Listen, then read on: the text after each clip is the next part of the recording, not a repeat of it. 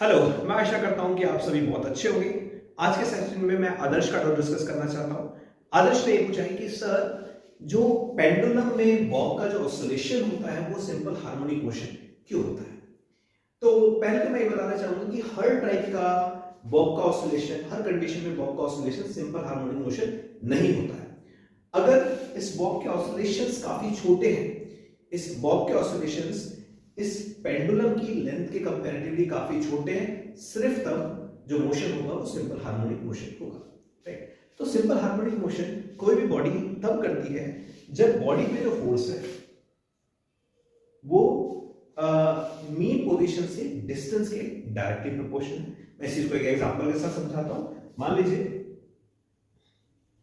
ये ब्लॉक है जो कि स्प्रिंग के साथ अटैच है, और अगर मैं इस ब्लॉक को थोड़ा सा डिस्प्लेस करूं और फिर छोड़ देता हूं, मान लीजिए मैंने इस बॉक्स को छोटा सा डिस्प्लेसमेंट दिया x, अब इस बॉक्स पे जो फोर्स होगी वो x के डायरेक्टली प्रोपोर्शनल होगी और हमेशा सेंटर की तरफ होगी। तो अगर ये दो कंडीशंस वैलिड है कि the force on the object should be directly proportional to the displacement from mean position and the force is always directed towards the centre, तो इसका जो मोशन होगा वो सिंपल हार्मोनिक मोशन होगा।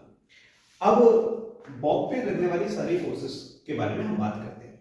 देखिए ये जो बॉब है इस पे एक फोर्स लग रही है mg जो है ग्रेविटेशन फोर्स, और एक फोर्स लग रही है force by the string. Okay, तो अगर मैं यहां पर इसको दो एक्सिस में बांट दूं, x एक्सिस और y एक्सिस, जो y एक्सिस है that is along the string और x एक्सिस ऑब्वियसली बात है उसके परपेंडिकुलर रहेगी।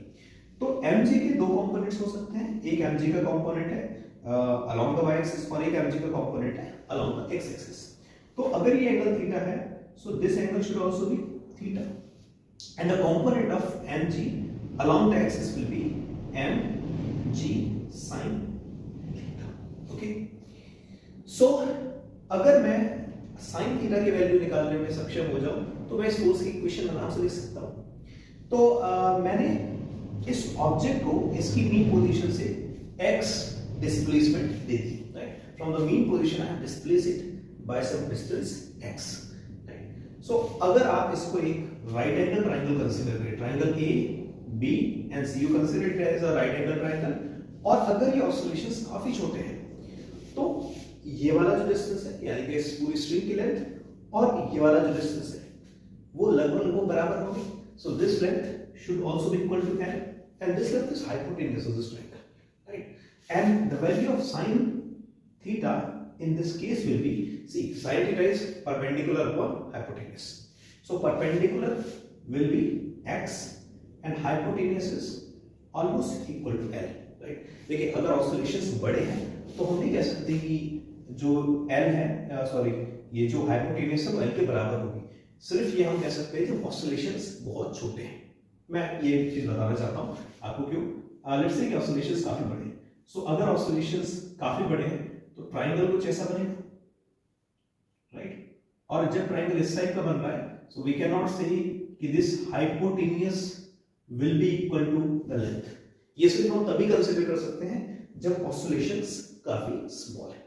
Okay, so sin theta will be equal to x by length of the pendulum, और जो फोर्स है, force along the direction of displacement will be mg sin theta and force is equal to mg जो sin theta की value है वो है x upon l।